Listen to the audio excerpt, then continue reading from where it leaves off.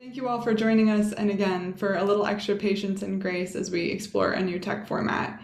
So my name is Erin Olszewski. I'm the Program Director with Sustainable Agriculture and Food Systems Funders, also known by our acronym SAFSF. I'm calling in from Arapaho, Cheyenne, and Ute lands in Boulder, Colorado. We'd love to get a sense of who's on the call today, so please do introduce yourself in the general chat. And we're here today because SAFSF and Fibershed are excited to announce the launch of the Integrated Capital Fibers Fund with mission-driven finance. So for those of you who may be newer to SAFSF and our network, I'd like to share a little bit more about who we are before we get started. SAFSF is the leading PSO, or philanthropic serving organization, for funders seeking to drive change in support of just and sustainable food and agriculture systems. We are a small nonprofit with a staff of 11 that are spread across 8 states, and we have more than 100 grantmaker and investor members across the country.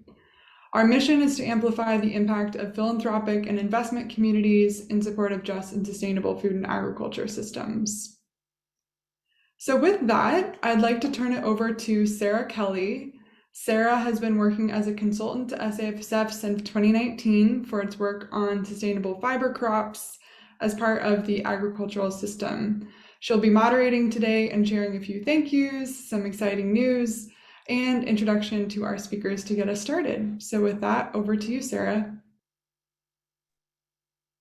Thank you so much, Erin, and thank you everyone for joining us today. So exciting to have so many of you with us. I know that many in the SAFSF audience, particularly, have heard me talk about these topics many times, so I'm very thrilled to be stepping into the role of moderator today, as Erin mentioned, and starting with some news, thanks, and introductions. First, I have the great pleasure of sharing that the Fibers Fund was selected as one of the transformative 2025 25 funds for 2023. Need some practice there. This is a list of funds around the country that are transforming finance for people and planet. We're really, really honored by this recognition and the chance to be in the inspiring company of so many other funds around the country. Thank you to the T25 selection panel for this honor, and we look forward to being part of the group throughout the whole year. If you can go to the next slide, please, Holly. We have that visual up. Thanks. And we never would have gotten the chance to have that recognition or to get to the milestone of our launch webinar today without the support of so many people who are here today and who have been part of this journey. I will inevitably not have the chance to name everyone, but just want to start with some quick acknowledgements. And I'll mention, as Erin said, that I'm coming into this work as a consultant for Sustainable Ag and Food Systems Funders. So I know this will come more from that side of our joint work in the partnership with Fibershed. And I know you'll be hearing from Rebecca Burgess and Teju shortly about Fibershed's side. On the SAFSF side, this work is grounded in the work on the Fibers Roadmap report. Thanks to Jenny O'Connor and Calla Rose Ostrander, my partners in that report, and a special acknowledgement to all the fiber farmers, ranchers, and processors around the country who shared your stories and needs with us for that report. This work is grounded in stories, and we would really be nowhere without the stories you shared and the motivation to help meet the needs you told us about. Thank you to the team, past and current, at Provenance Capital Group for key early work on the fund. Appreciation to the Just Economy Institute for grounding in the integrated capital concept, and for all the fellows for sharing so much advice with us along this pathway. And in our next slide, please, a deep thanks to the funders and supporters who have made this work possible all along the road, from the roadmap report to the current work. Thanks for believing in this vision and being part of the journey as well. Moving to the present moment in our next slide, thanks. I'm stunned, really and truly, to have the chance to introduce the incredible team that is part of our integrated strategy. It is a gift first to work in partnership with Teju Adisa Farrar every day as we're stepping into our roles as co-managing directors of the Fibers Fund. And you'll be hearing from her shortly and get just a small sense of her wisdom and her expertise. I think I can speak for us both in saying that we're amazed to be able to work with the deeply accomplished Charity May as the third member of the Fund Investment Committee. Our advisory council in the second row has been specially designed to hold the equity vision for the fund and to help ensure that we remain connected to the communities that we're here to serve. Thank you to Rebecca Burgess, Keisha Cameron, Karina Emmerich, Leticia Corona Gomez, Ellen Martin, and Jen Zuckerman for joining us on this journey. And a special thanks to our formation team, both Rebecca, along with Bridget Dabrowski, Renee Katakalos, and Virginia Clark from SAFSF, and really the whole SAFSF staff, the communications, events, and admin teams for countless hours of work behind the scenes in developing all the details from contracts to webinar registration to our beautiful new logo that you saw in the cover slide designed by Maggie Mosley. And on the policy side, you'll shortly hear from Tracy Bruckner, SAFSF Senior Director of Public Policy.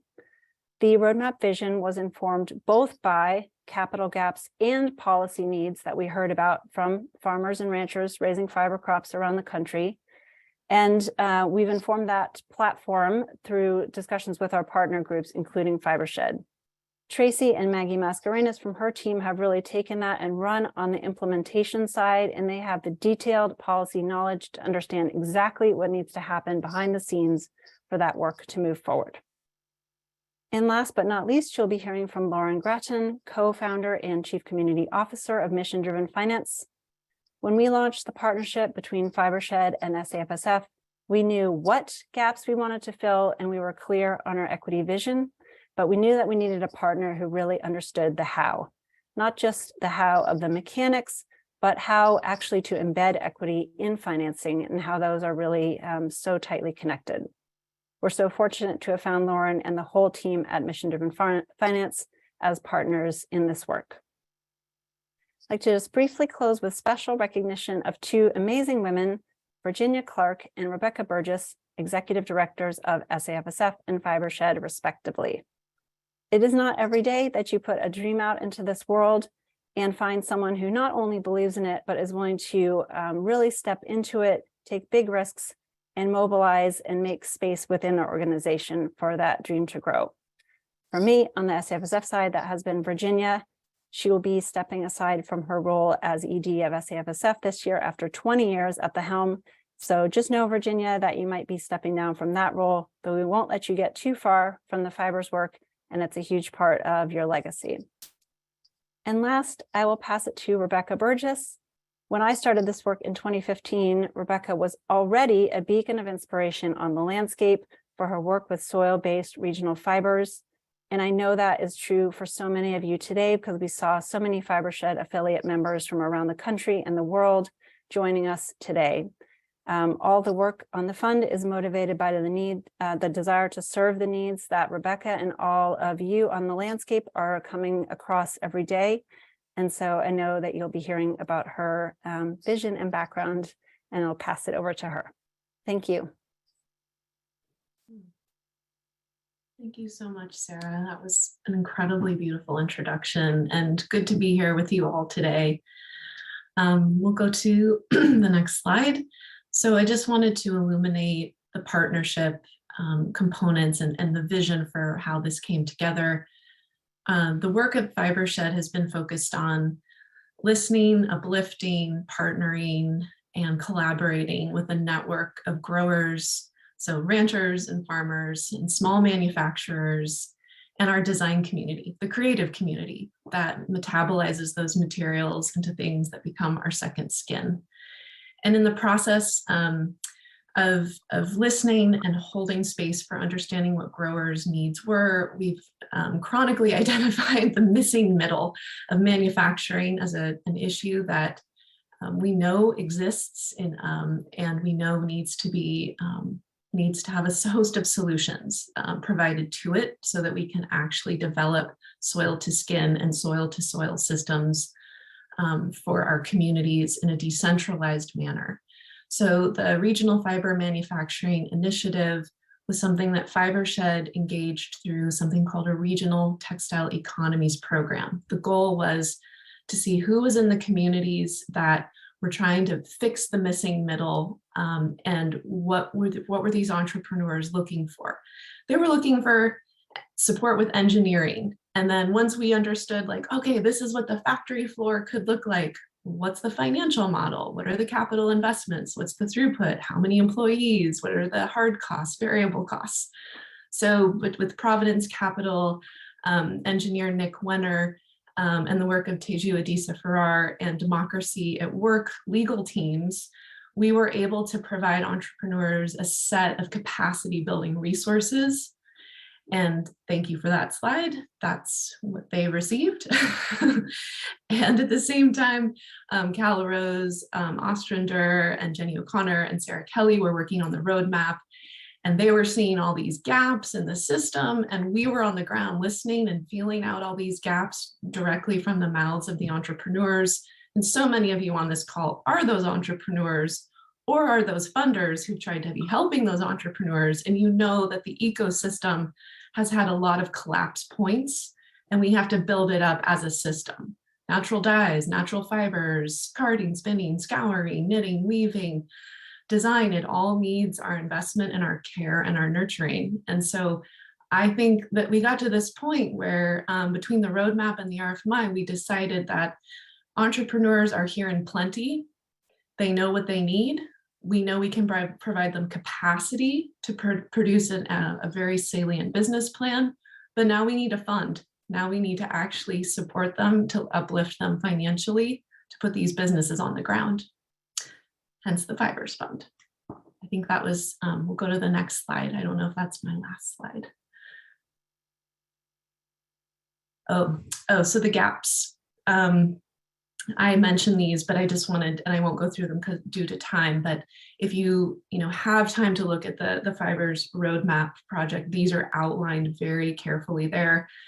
Providence Capital informed this on the Fibershed side. Sarah Kelly and team came together, and it was, this is what we saw, a real need for patient equity capital, a real ability to prototype with these natural fibers, new blends, commitments coming from the brands and the design community.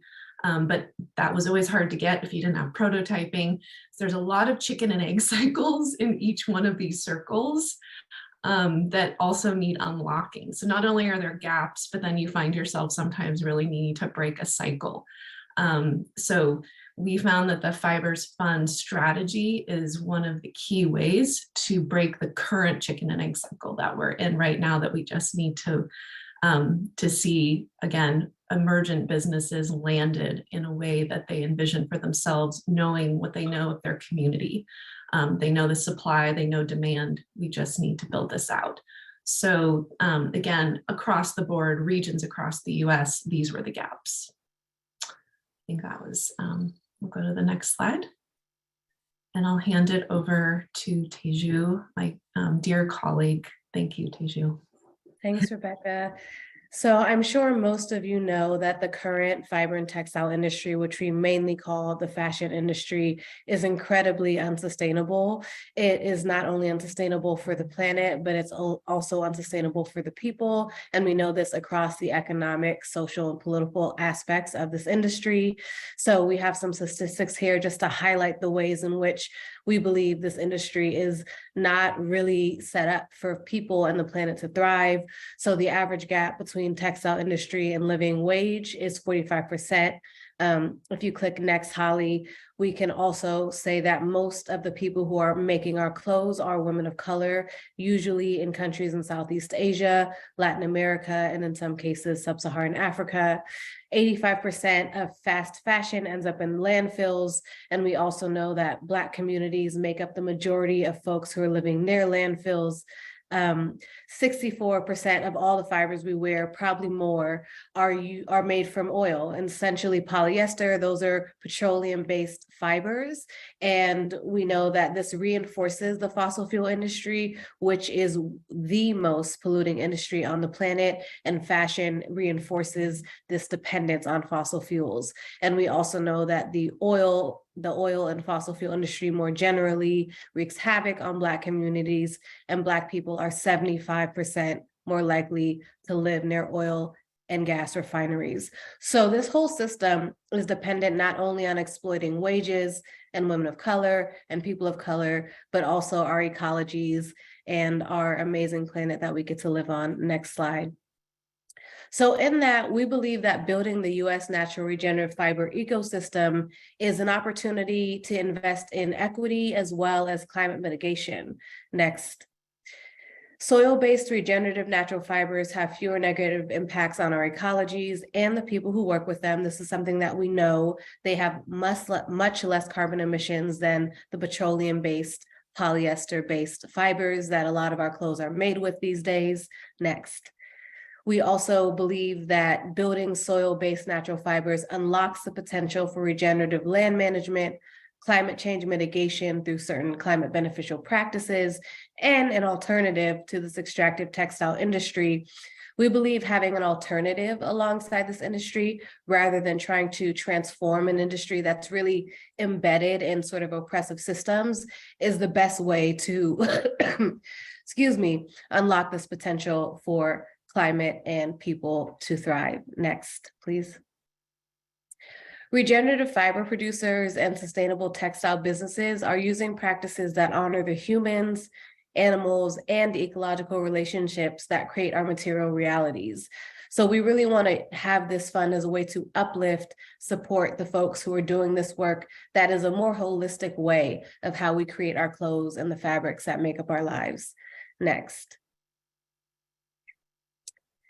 And we recognize that the legacies of the fiber and textile industry, especially in this country, is really negative and has been exploitative to Black and Indigenous folks.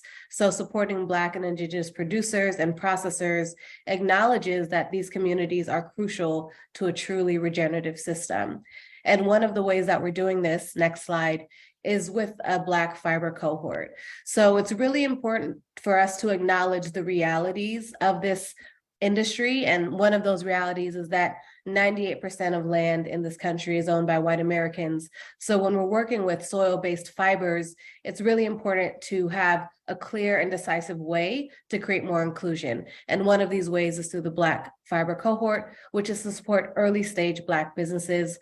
We believe it's really important to provide tailored support to these entrepreneurs as their businesses develop by equipping them with resources to meaningfully engage in sustainable fiber and textile ecosystems. Next. We believe that integrating more sustainable and regenerative practices is expensive. It requires capital, capacity, technical assistance.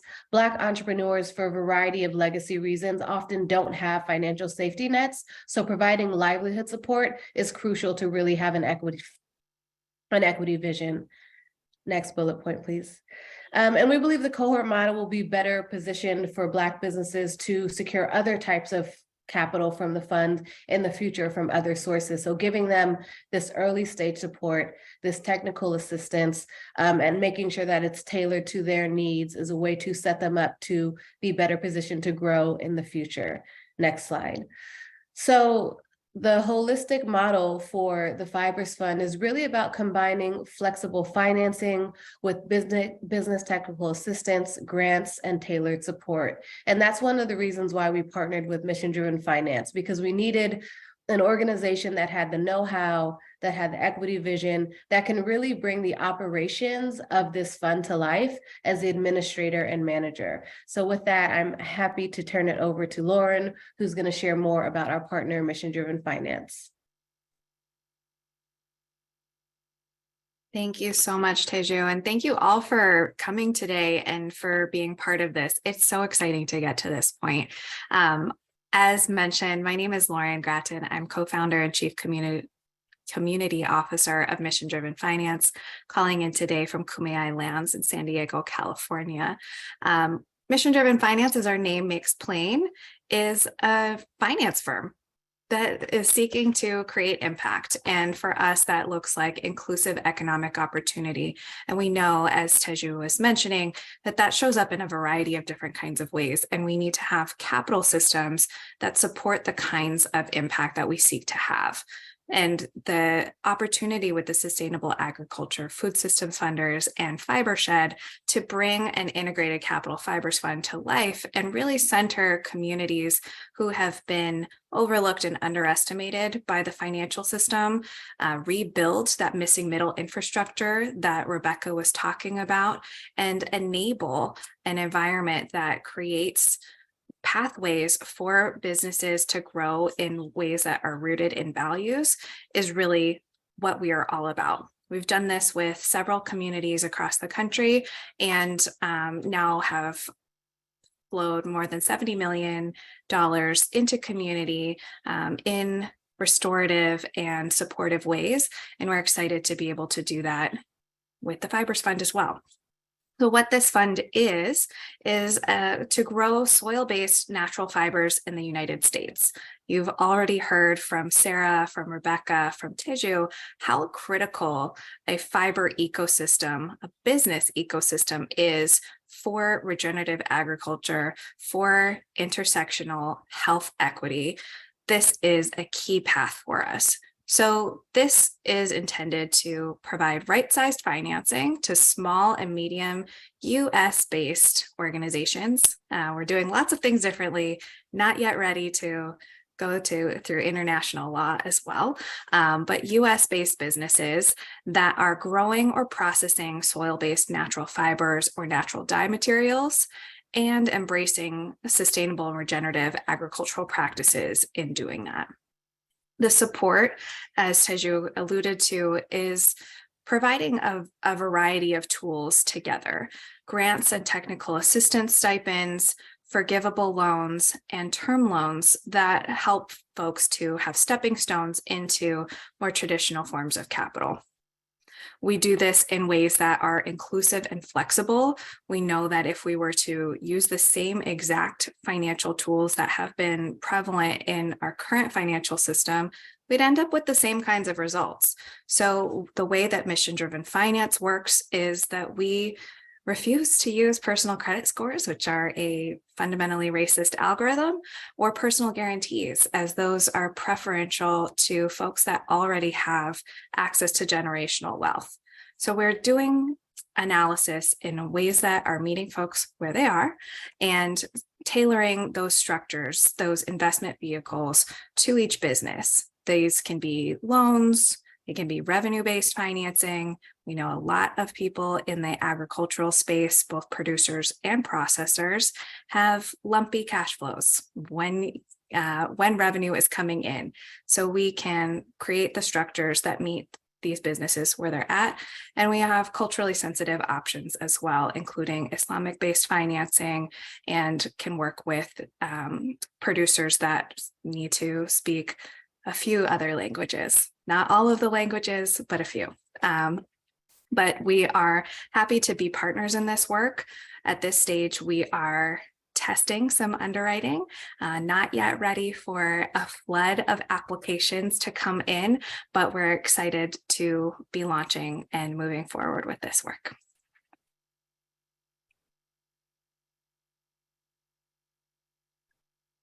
Great. I can pick it back up from there. Thank you so much, Lauren. And thanks again for all of the knowledge that you've helped us gain so far. Certainly more to go on that as we get deeper into the work, as you mentioned. I just want to do a quick segue into the policy platform work that Tracy Bruckner will tell you about.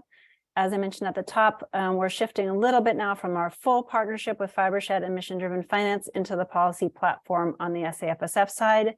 But this work is certainly very, very integrated in that we know that philanthropic funding alone is not enough to fill these gaps, despite our excitement and efforts today. And that's where mobilizing the power of the federal government and state governments through policy tools comes in. We heard about these gaps over and over in our interviews for the roadmap, and I know that these are front and center for Fibershed with the producers that they work with as well. And I will give it over to Tracy now to share a little bit more about how we've taken that forward in our Fibers Farm Bill platform. Go ahead, Tracy. Thanks. Thanks, Sarah. And thanks to everyone else who's been part of this work. It's been really great to be involved and just excited to be here to share the policy side of it all. As Sarah introduced me earlier, Tracy Bruckner, Senior Director of Public Policy with the Sustainable Agriculture and Food System Funders. You can go to the next slide, Holly. So why did we want to focus on policy? Well, as Sarah said, it was part of what came up throughout the roadmap when they were exploring this issue as well.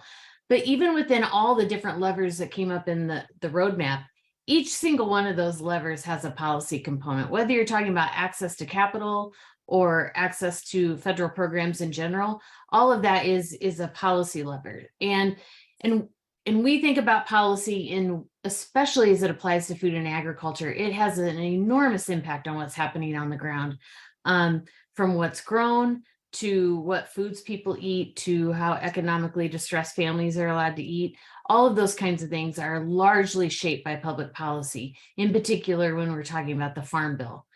And for the funders on the call, I mean, you've heard us beat this drum quite a bit, but philanthropy can really play a key role in working to balance that playing field through public policy. I think about 40 some years ago, there never used to be a conservation title in the Farm Bill. The reason there's a conservation title in the Farm Bill now is because philanthropy stepped up, supported those groups, conservation environmental farm groups who were really advocating to have more conservation on the land. That's why we have a conservation title that's worth over $6 billion, more than that actually.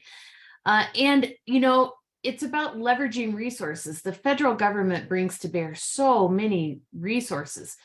And like Sarah said, philanthropy cannot close those gaps. So let's leverage the power of the federal government and the resources that they bring to bear to help address some of these issues. Next slide. So just to give you an overview real quick for anyone that maybe is not as deep in the weeds in Farm Bill policy as I have been over the last couple of decades, but what is a Farm Bill? It really is the most significant piece of legislation that addresses agriculture in rural communities, particularly in Congress. Like I said earlier, it has that direct impact on what we see happening on the ground, what's out on the landscape. I live in the Midwest, and I see the impact of federal agricultural policy on a daily basis, compared to what it would be if our policy went in a different direction. How different would agriculture look in my region? It could look significantly different. It also, I learned this from Jonathan Koppas, who used to work for Chairwoman Stabenow. He says, when you think about the Farm Bill, it is really the most durable policy that there is. It has been passed about every 5 years or so since the 1930s. We've had 18 Farm Bills passed. So it is a long-lasting, very durable policy. It has changed over time, but it still is one of those pieces of legislation that continues to come forward and continues to pass. And the current Farm Bill is set to expire this year. In September, at the end of September. And so right now is really crunch time on the Farm Bill. This is when everyone's lobbying and trying to get their priorities and provisions worked into the mix. Next slide, Holly. And who writes the Farm Bill? The Senate Committee on Agriculture, Nutrition, and Forestry and the House Committee on Agriculture are the two committees that are responsible for really drafting and running the debate. And while every member of those committees will have a significant role to play, it really, at the end of the day, comes down to the four key leaders. That'd be the chairwoman and ranking member on the Senate side, and the chairman and the ranking member on the House side. You'll sometimes hear this inside policy circles. They call them the four corners. And what they mean by that is just those are the people who helm the committees and lead the way. Those are the people who, at the end of the day, are going to be presenting a bill to their committee for debate, and they will be the ones, once the House and Senate come to agreement, they'll be the ones in the room making the final deals in conference committee. Next slide, Holly. So when we looked at organizing a Fibers Farm Bill platform for SAFSF to carry forward, we looked at a number of things. First, we looked to the Fibers Roadmap and the gaps and levers that were identified there. The access to capital, access to technical assistance, the need for more data and research, and the infrastructure needs that you heard discussed earlier as well. All of those things could be could have a policy lever as well. So we took those considerations into account, and we looked across the Farm Bill. The Farm Bill has 12 titles. We looked across each one of those different titles, and those titles manage different parts of the Farm Bill. And within those, we identified the key programs that we could tweak to better serve the needs of fiber producers. The current programs that we're looking at sit in the horticulture, conservation, rural development, credit, and research titles. And just because the way Congress is functioning right now, and you're hearing it all over the national news, there's a lot happening around budget and spending and things like that. We really tried to look at how we could integrate no-cost tweaks, because if you were going to come to discussion with members of Congress right now and ask to spend loads of new money, you might get laughed out of the room, because they're like, there is no new money. We have this amount of money to work with. This is how it's already being divided likely. So we looked at how we could tweak the programs to integrate fibers, and these are no cost provisions. We do have one cost provision that we're looking at though, and that would be this proposed new pilot program that I'll talk about here in a minute. And really where we're focused right now is we're doing meetings with members on the Hill, on the Senate side and on the House side, and those with different committee members, and really, telling them the story. Like, we're giving them the statistics about our fiber system, and we're telling them really interesting stories from their states and districts about how it connects to their state and district and why they should care about sustainable fibers. And our next phase really is going to be focused on connecting members of Congress with fiber producers and processors.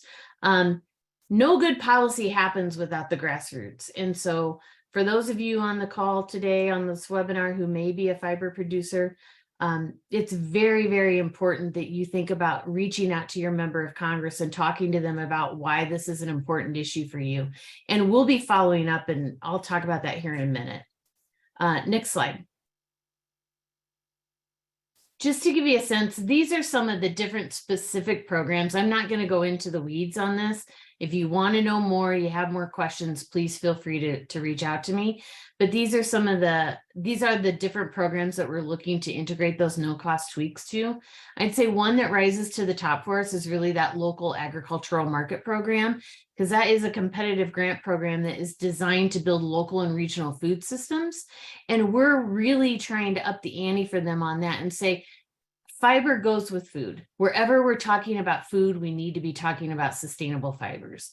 So let's integrate the word sustainable fibers wherever it says food in a program like that. Next slide. And this is just a little information about that proposed pilot program that we're looking at that's part of our Farm Bill platform. This would create an intermediary revolving loan fund. Remember earlier when I said this is about leveraging resources? So while there are private investors and others who are, supporting the fund, we're looking to also be able to bring federal dollars into supporting fiber producers. So this would create federal grants to qualified nonprofits if we could get this authorized and have funding behind it that would provide revolving loan funds to sustainable fiber entrepreneurs, so processors and producers. And it would support those needs you see there, business needs, gap financing, development and expansion for fiber entrepreneurs, and then those short-term costs that come with replacing equipment or other capital improvements that you need. And then as part of that program too, it would also include a technical assistance grant program, which would be federal grants to nonprofits, again, to provide technical assistance to fiber producers. So, whether that be training, operational support, business and financial planning, those kinds of technical assistance needs that you have, that a fiber producer has, would be met through an organization that could qualify for one of these grants. Next slide. I think that's it. So yeah, that takes me through the conversation about our platform. But like I said, we're really at the point now where we need, we've been making the case to members of Congress, and now members of Congress need to hear from their constituents. So I can't stress that enough. Policy only happens when the grassroots get involved, and that means that they need to hear from everyone on the ground. why this is an important issue to you. So we really want to help you make that happen. So please feel free to reach out to us so we can engage you in that conversation. Thanks, Sarah. I'll turn it back to you. Thank you so much, Tracy. That was a crash course in Farm Bill policy. So in case you wondered whether that was a bonus with your registration, it just came along. Thanks to Tracy and again to Maggie Mascarenas on her team for so much back of the house work. We are in a first in the history of all webinars, running a tiny bit early, and we will definitely have time for question and answer. So please put your questions into the Q&A box so we can keep track of them and answer them afterwards if we don't get to them today. One thing I do want to just quickly drop into the chat, Tracy, before we leave the policy area altogether, is the lists of the Senate and House Agriculture Committee members, because we want to emphasize the message that Tracy just gave, that policy is about people and stories, and there's ample opportunity for you to engage in that work if that holds an interest for you. So we've got a couple of different questions here. Let us maybe finish our next step slide for you, and I'll ask Teju if she would want to join me together and do that, and then we'll have time for questions. So keep them coming, please, in the Q&A box.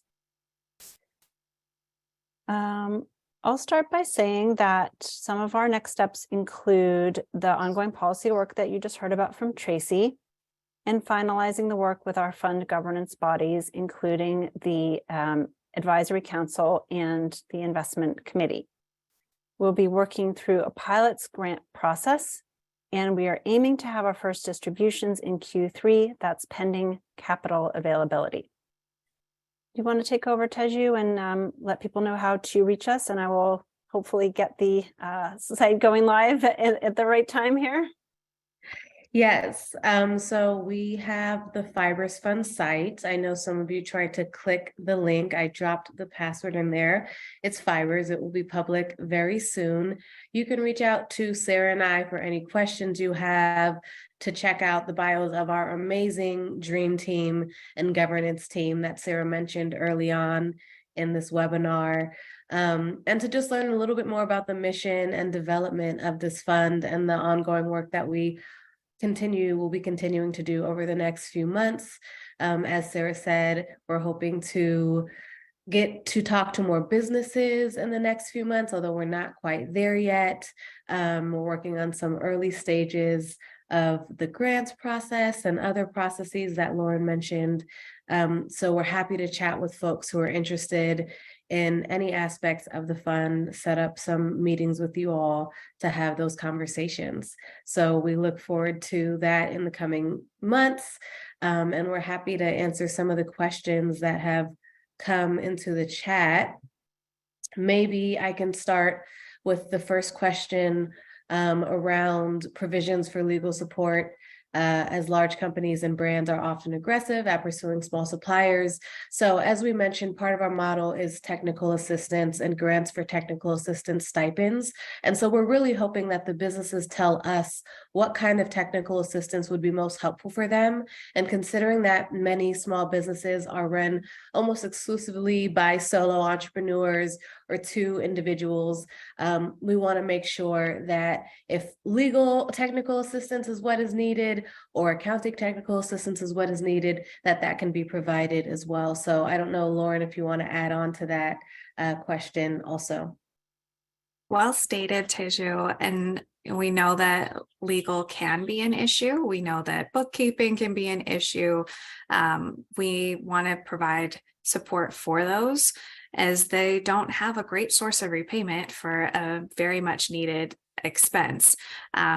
That is going to be on a case-by-case basis for the grants and technical assistance stipends that Teju mentioned.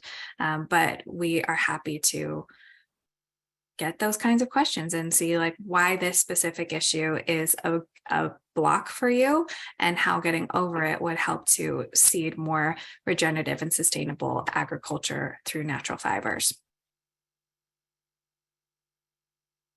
Great, thank you so much, Lauren. We've definitely had some good questions coming in on policy. So let me turn this next one to you, Tracy, that says, aside from the Farm Bill and USDA, what other possible federal agencies could be the source of some of this additional muscle that we're talking about? Yeah, I just answered that in the Q&A, I but that's see it. okay. Thanks. I would love to say it broadcast. That's something we need to do some more investigating. But one thing I was thinking is the Small Business Administration. There's a lot of different intermediary lending programs in SBA too. So that would be one area that I think we should be taking a look at that's outside of the Farm Bill. I'm sure there are others, but also I keep thinking about this too. There was one, it wasn't in the Farm Bill, but it was that additional money that Secretary Vilsack put out. And actually Rebecca and others were involved in this. There's a climate smart commodity project that's focused on sustainable fibers. And so, I think any programs that are being put out there in the name of climate, we should be looking to as a support mechanism for sustainable fibers. Yeah, I know Rebecca can add a lot more context to that. One of the benefits of working together, mission-driven finance, we are not agriculture or textile experts by any stretch of the imagination, but we do think about all of these different forms of capital and how we can structure things in ways that different types of investors, including government investors, might be able to participate. So things that we're looking at include state small business credit initiative that's being rolled out differently in each state. But there are opportunities that we could potentially layer that in with the fund, as well as with the Inflation Reduction Act and the bipartisan infrastructure law. Neither of these are rolling off the tongue, but they're with the greenhouse gas reduction funds and other types of things. There are carve outs for manufacturing, and colleagues of mine at the Urban Manufacturing Alliance also want to make clear that manufacturing is not only advanced manufacturing, it's not only machining, but it also includes makers. It includes a lot of what we're talking about with producers and processors in the fiber space. So that could be an option as well. Many of them have specific mandates around manufacturing. Great. Thank you so much, Tracy and Lauren. Rebecca, anything you wanted to add to that one?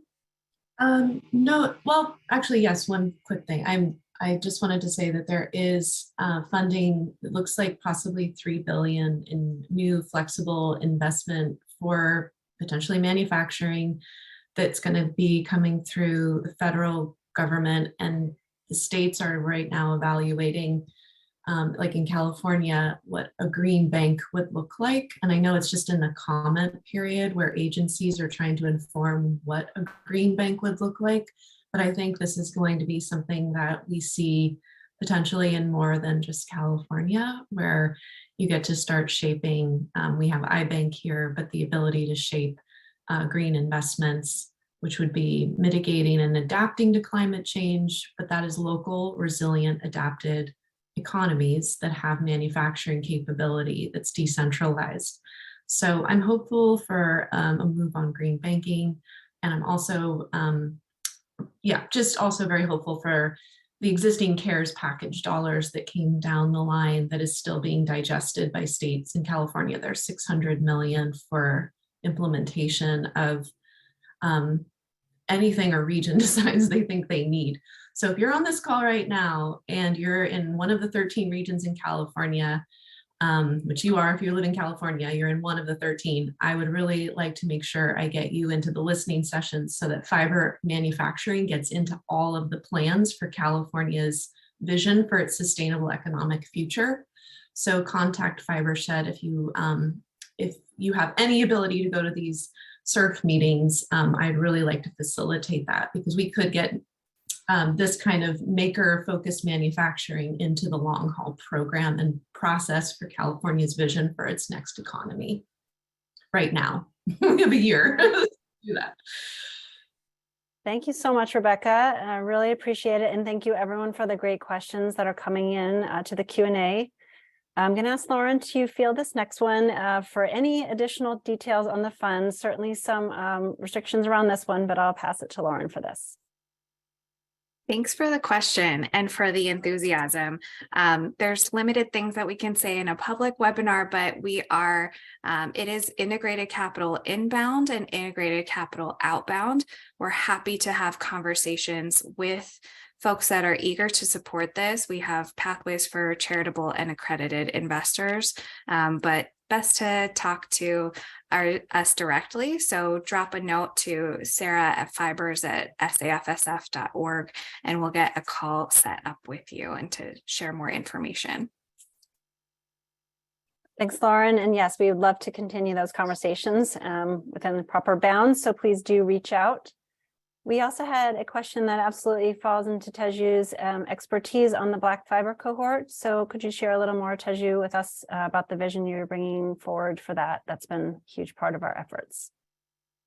So as I mentioned, we're still in the early stages of development for this. We have not chosen any members of the Black Fiber cohort yet.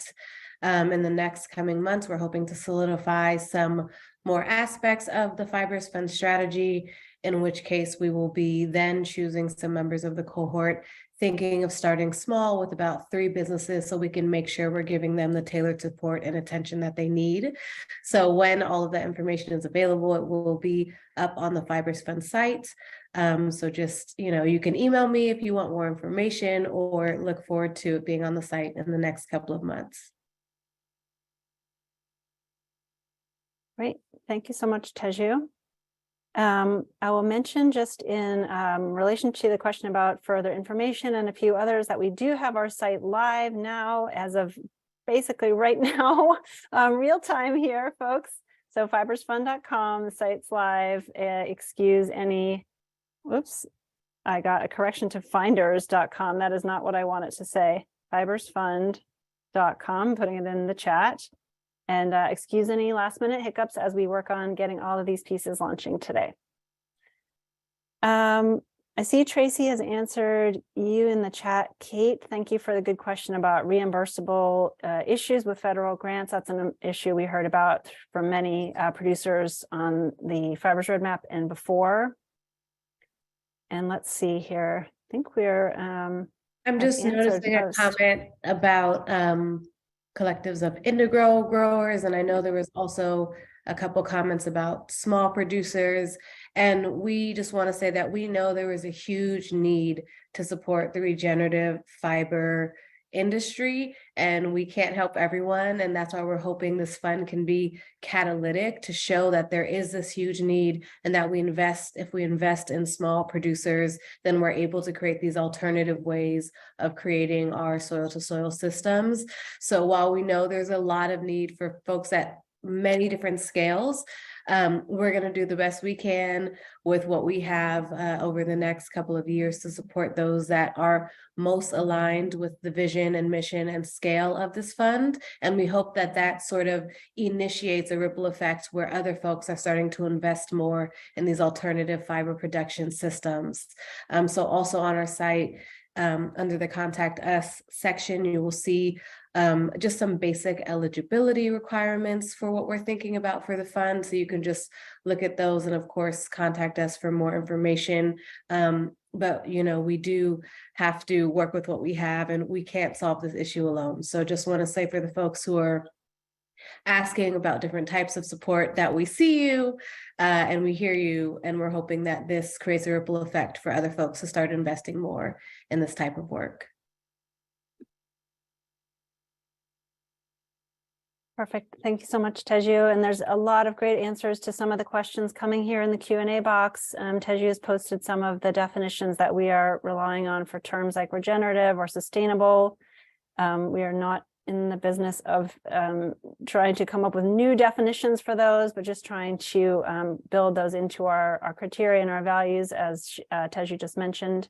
So you can see those written answers there and a lot of other questions coming in. See, we have a few more in a few more minutes. Just give me 1 second.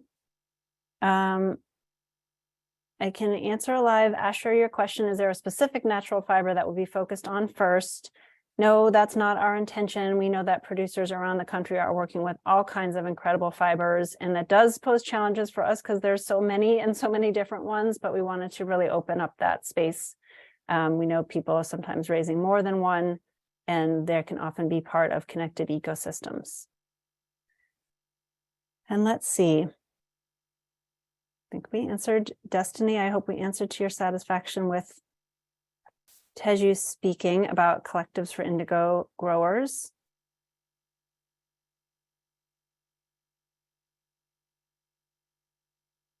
And Sarah Wilson, your question about technical assistance, I think this has been said, but just to reiterate that that's absolutely part of the integrated approach we're trying to bring forward today. Supportive financing, business and technical assistance, and that wraparound support, along with the policy work, are all part of the vision. So we'll try to provide more details on that part of the work as we go forward from today's launch. Can I add one thing to that quick, Sarah? Yeah.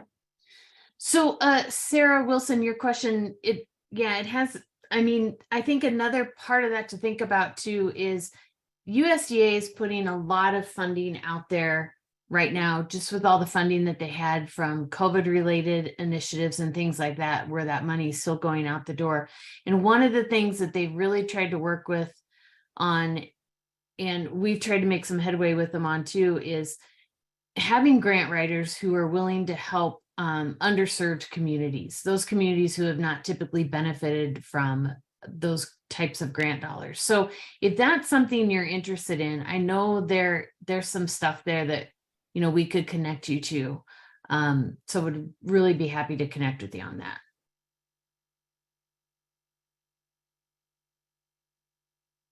Great.